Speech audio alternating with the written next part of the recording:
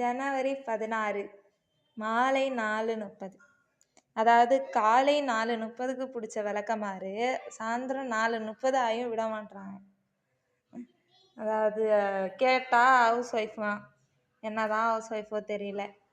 அதாவது கொஞ்சமாச்சும் ரெஸ்ட் எடுக்கணும். எப்படி தான் தெரில, இவங்களாவே வேலையெல்லாம் க்ரியேட் பண்ணிக்கிறாங்க.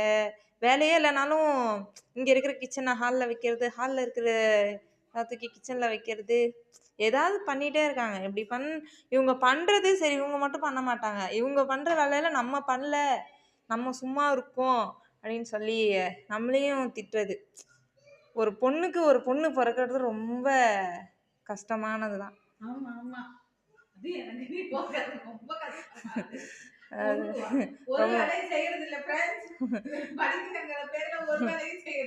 பார்த்தீங்களா, இப்பதான் சொன்னேன். அதாவது ரொம்ப நாள் கழிச்சு ஆதங்கத்தை கொட்டியிருக்கேன்.